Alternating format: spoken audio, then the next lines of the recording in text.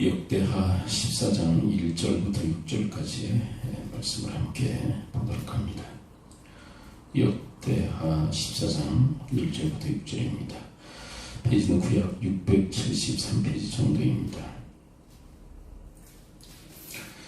역대하 14장 1절부터 6절 우리 한 목소리를 함께 읽도록 하겠습니다. 1절부터요. 시작. 아비야가 그의 조상들과 함께 누움에 다윗성에 장사되고 그의 아들 아사가 대신하여 왕이 되니 그의 시대에 그의 땅이 10년 동안 평안하니라. 아사가 그의 하나님 여호와 보시기에 선과 정의를 행하여 이방 제단과 산당을 없애고 조상을 깨뜨려 아세라 상을 찍고 유다 사람에게 명하여 그 조상들의 하나님 여호와를 찾게 하며 그의 율법과 명령을 행하게 하고 또 유다 모든 성읍에서 산당과 태양상을 없애매 나라가 그 앞에서 평안함을 누리니라. 여호와께서 아사에게 평안을 주셨으므로 그 땅이 평안하여 여러 해의 싸움이 없는지라. 그가 경관 성읍들을 유다에 건축하니라. 아멘. 14장 1절에는 아사의 즉위의 이야기를 담고 있죠. 그의 아버지는 아비야였고 그 아들로서 제3대 임금으로 즉위했음을 이야기를 합니다. 그리고 그의 시대에 10년 동안 평안함을 주셨다고 얘기하고 있죠. 근데 이 아사와 관련해서 그 횟수에 대한 얘기가 상당히 많이 거론이 되어지고 있어요. 10년 동안 15년, 35, 30, 6, 또 41년 이렇게 계속 연차에 대한 이야기들을 하고 있는데 왜냐하면 그의 연차 차수에 따라서 그가 초기에는 잘했으나 또 이제 후반기 몇 년 차에는 이 사람이 타락했고 그 다음에 그 사람이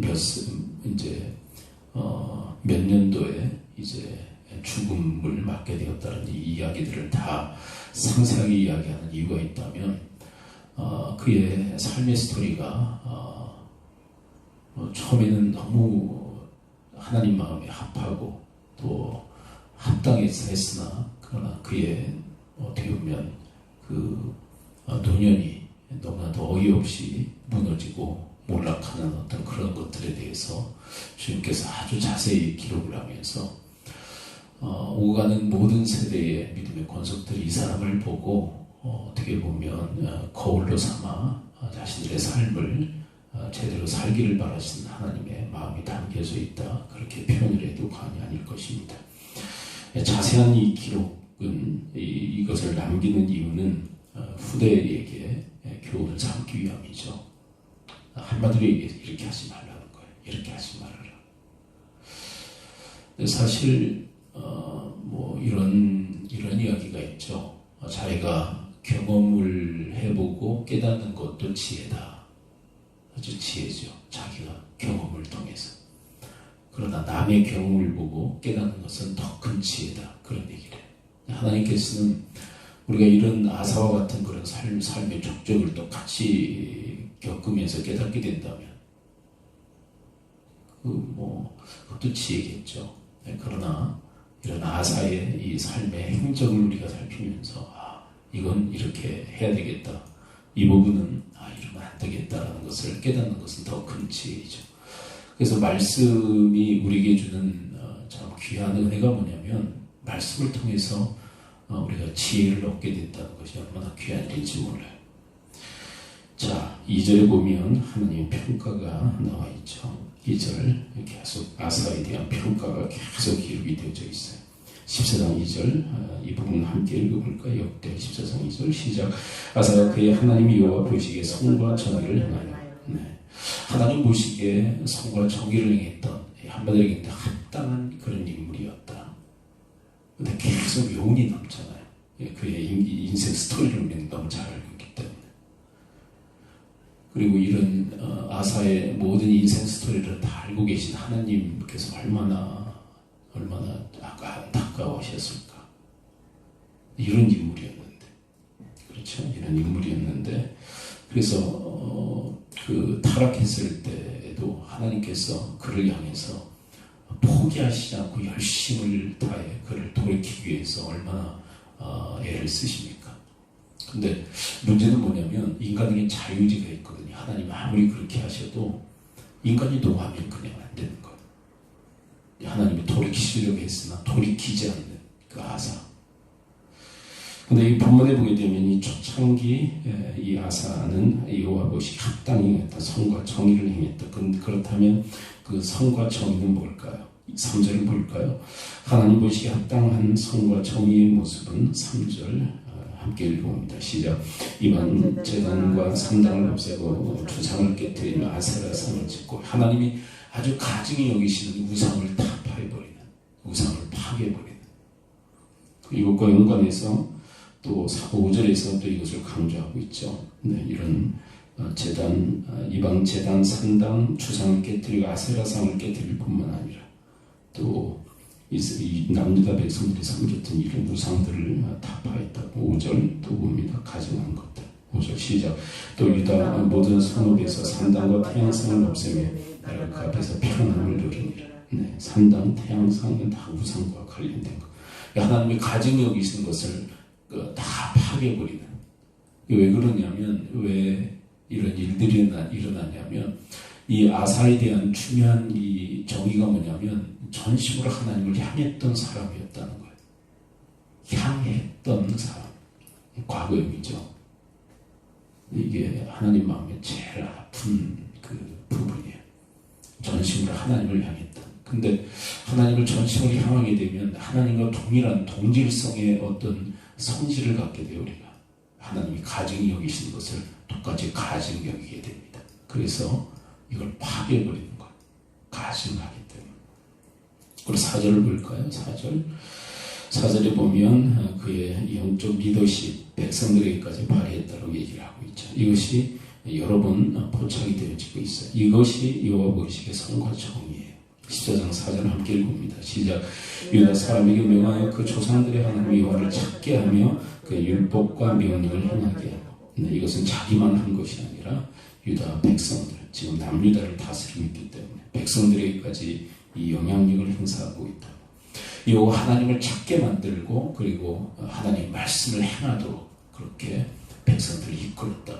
그러니까 이것을 이렇게 얘기하는 거예요. 여호와 보시기에 선과 정의를 행했다. 이 모습을 보고 자기만 잘한 게 아니라 백성들까지도 잘 이끌었던 그런 인물이었습니다. 이게 바로 이 아사의 선과 정의입니다. 그래서 6절 결론 보이죠? 6절 14장 6절. 그래서 하나님이 16절 읽어봅니다. 마지막 시작.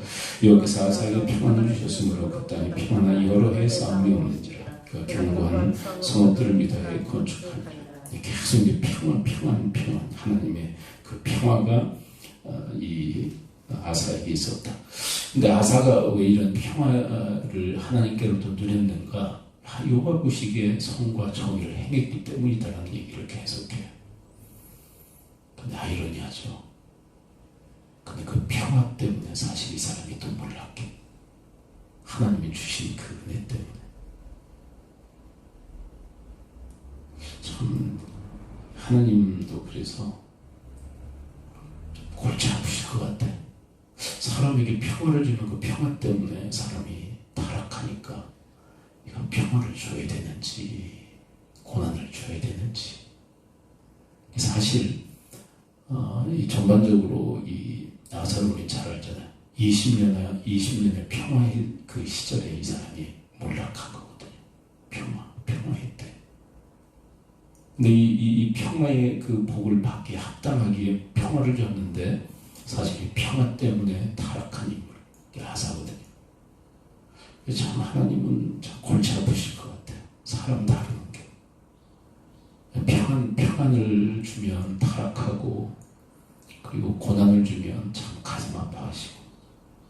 그래서 성경에 이런 말씀이 있죠. 그 두 가지를 번갈아 하나님 우리에게 허락하신다. 어쩔 수 없어서. 근데 하나님의 본심은 평화라고. 그러니까 하나님은요, 당신의 자식들이 우리에게 평화를 주기로 하면서 완전 100% 퍼펙트한 평화.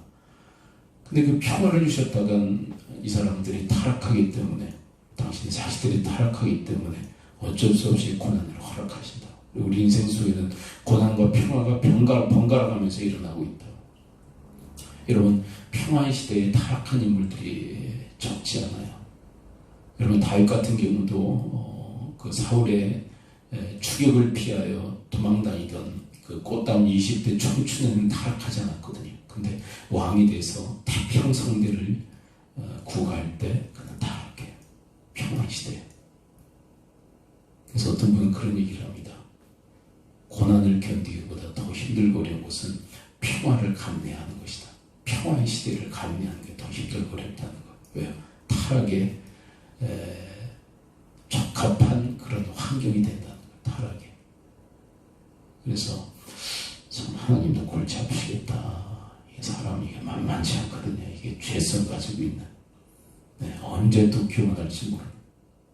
이게 사람을 다룬다는 거. 그래서 우리가 하나님 쉽게 이렇게 판단할 수도 없고요. 왜냐하면 하나님 우리를 다루실 때 얼마나 골치 아프시고 얼마나 섬세하게 다루실까라는 생각을 하는데, 하여간 저는 이런 기도를 하나님 앞에 올리게 돼요.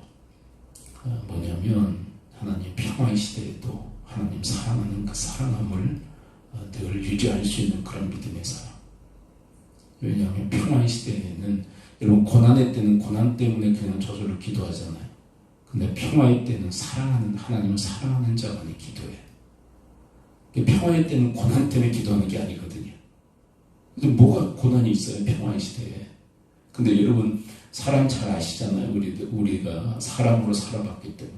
고난의 때는요, 그냥 기도가 나옵니다. 웬만한 믿음을 가지고 있는 사람은 고난의 때는 하나님 앞에 무릎을 꿇어요. 그냥 아이고 주여 나오잖아요. 고난의 때. 근데 평화의 때는 고난 때문에 기도하는 게 아니에요. 고난이 없는 시기 때문에. 근데 그때는 하나님을 사랑하기에 기도하거든요. 사랑하는 자만이 기도해요. 이 평화의 때는 참 위험 요소가 큰데, 그때라도 주님 사랑함으로 주님께 늘 기도하는, 전심으로 하나님을 향하는 그런 신앙을 유지할 수 있는, 아니 더한 그런 믿음을 소유하는 그런 때가 되어지도록 간구하게 되어집니다. 기도합니다. 아버지 하나님, 오늘 말씀해 주시니 감사를 드립니다. 아사의 초창기의 신앙의 모습을 저희들이 봅니다. 하나님 마음에 합당한 자였습니다. 하나님, 그래서 하나님의 기쁨으로 평화의 시대를 열어주셨습니다. 하나님, 그런데 그 평화의 위험 요소가 있음을 저희들이 압니다. 하나님, 그 위험 요소 가운데 하나님, 저희들의 신앙을 유지하고 더 깊은 신앙의 세계로 들어갈 수 있도록 하나님, 그 평화의 시대에도 하나님을 사랑함으로, 하나님 전인격적으로 사랑함으로 기도하는 심령들 되어지게 하옵소서. 예수 그리스도의 이름으로 기도합나이다. 아멘. 주기도문합니다. 하늘에 계신 우리 아버지의 이름을 거룩하게 하시며 아버지의 나라가 오게 하시며 아버지의 뜻이 하늘에서 같이 땅에서도 이루어지게 하소서. 오늘 우리가 오늘 양식을 주시고 우리가 우리의 잘못한 사람을 용서해 준 것 같이 우리 죄를 용서해 주시고 시험에 빠지지 않게 하시고 악에서 구하소서. 나라와 권능과 영광이 영원히 아버지의 것입니다. 아멘. 오늘 말씀 붙들어 기도하고 오늘은 특별히 마가복음 12장 29절부터 31절 말씀을 붙들고 기도한 날입니다. 주 안에 미워하는 유일한 주시가 마음 목숨 뜻 힘을 다해 하나님 사랑하고 이웃을 나 자신처럼 사랑하도록 나라 민족과 북한 땅을 위해서 나라 민족 백성을 축복하며 오늘 하루의 삶도 주님에서 이탁하고 이 새벽에 함께 나와 기도한 기도의 동역자들을 축복하면서 미얀마 스테이 종식 아프가니스탄의 그 고통을 긍휼히 여기신 코라인 전쟁을 그치시며 교회 전주 안에 순적히 이루어지도록 우리 하루신 통성을 기도하시다 개인 기도를 있도록